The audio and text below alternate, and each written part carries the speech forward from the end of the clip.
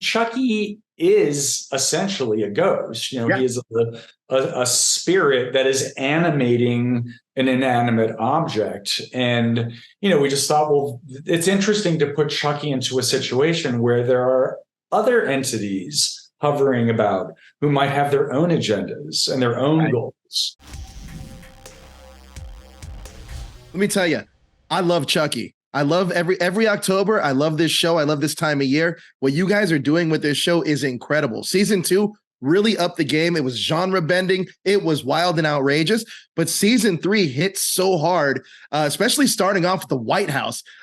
This season's described as The Shining meets House of Cards with Chucky at the center of it. Can you talk to me about some of the themes we explored this season and how much research did you guys do into the White House? I'd actually been interested in the White House and its, the actual lore about ghosts and hauntings in the White House for a long time. And I've been researching that for a long time because originally I was going to do something completely separate and non-Chucky related with that.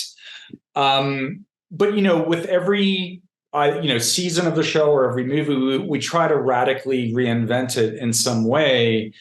And the White House just seemed like a really cool playground, a new playground for Chucky to operate in because of, first, the restrictions that you might assume he might have, but at the same time, the unique opportunities that being in the seat of power could present a maniacal, entity like Chucky.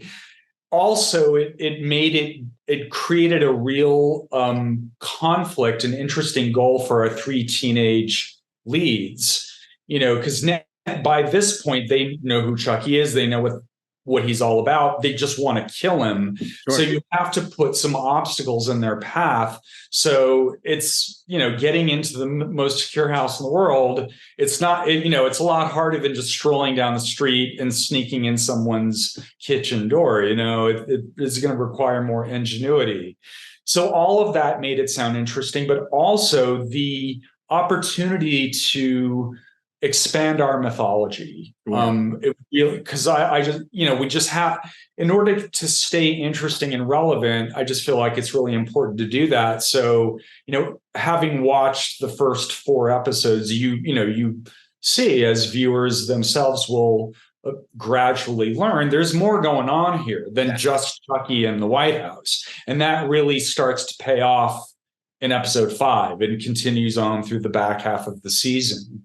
And then linking that with our own lore about Damballa and the opportunity to expand that in tandem with the ghosts and spirits, it just seemed like it was time to do it. And it really allows for us to have some very interesting new stuff in the show tonally. And I think we can get into some degrees of surrealism in the back half of the season that is rather new to us, that I think people... Now you're speaking my language, Don. I love the way that you reinvent this franchise every single season. I actually wanted to touch on something you said for a second, because I was doing a little research and I didn't know this, but when you made the first Chucky, you weren't there the full time because there was a strike going on. I wasn't there at all. You weren't there at all. I wasn't on set at all because there was a WGA strike, and that was like, I was a new member,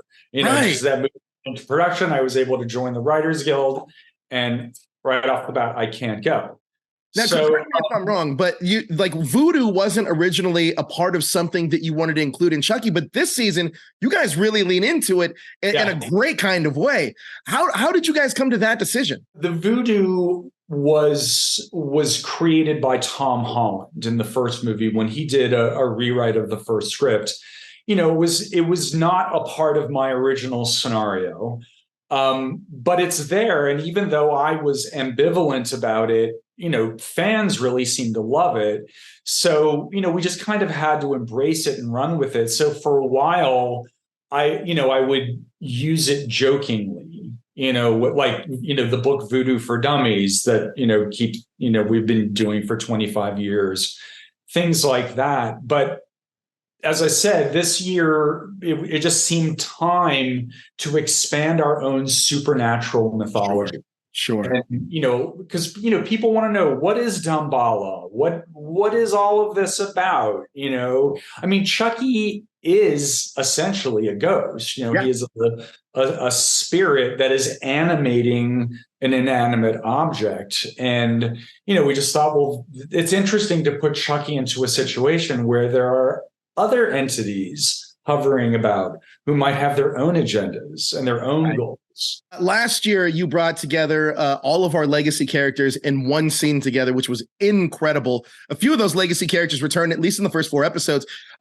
Are there any more legacy characters on the table that we don't know about that haven't returned yet, that you still want to work into season 3? I can't say too much because I don't want to spoil things, but if maybe back half of season 3, maybe if we get a season 4, but absolutely there are others that I would like to bring in. I love Perry Reeves. Oh, I love Perry Reeves. And I would love to bring De Silva back, and we've talked a little bit about that, so maybe you'll see that at some point. I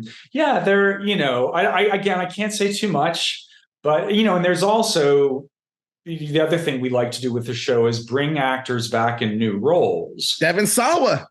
And Devon Sawa is a great example of that, and also Michael Terrio, Lara Jean Karastecki, and maybe others that you might see in the back half of season 3. So stay tuned. I love that. Now I got to talk about Carina Battrick. She is incredible as Caroline. She is great. She is so creepy in this season, and I feel like this is the kid that Chucky's always wanted. Talk to me about Caroline's performance, or Carina's performance as Caroline, and what we're going to explore with that. It was really Carina's talent that made me do that. That she is so preternaturally gifted. Has such an interesting charisma. But just as you say, I wanted to give Chucky his own chip off the old block, because Gigi turned out to be kind of disappointing for Chucky, because Gigi decided that they didn't want to be a serial killer.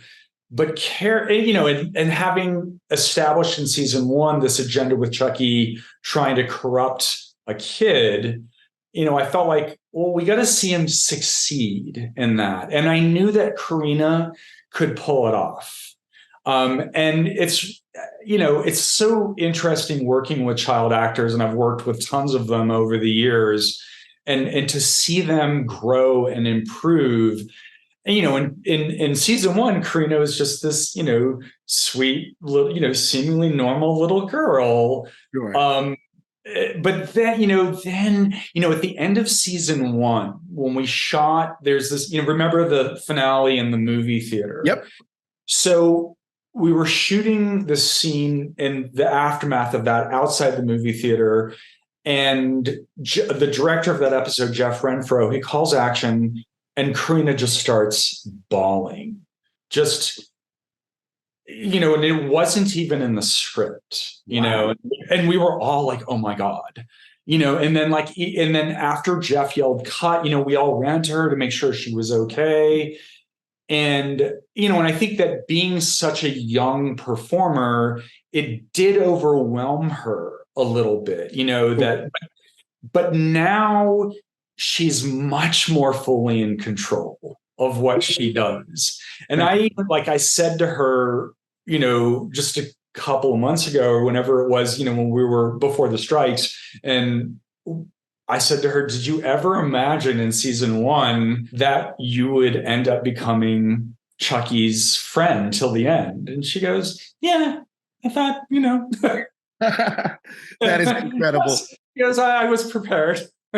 That's incredible. Look, she's amazing. She is absolutely amazing. Look, I want to let everybody know too. One thing I love about Chucky is your Halloween episodes. I think they are incredible, and this season's it's just as hard. I don't want to. I mean, I know I'm out of time, but I definitely have to say that Halloween episode has me wanting more Chucky. I cannot wait. Episodes 5 and beyond. Love So hearing Don, that. Yeah, I think it's the best Halloween episode yet. Again, directed by Jeff Renfro, who's amazing. so good. Don, it's an honor to speak with you. Thank you so much for your time. I love to talk to you on the back end of the season. Again, I would love that. thank you so much for your time, Don. I really appreciate it.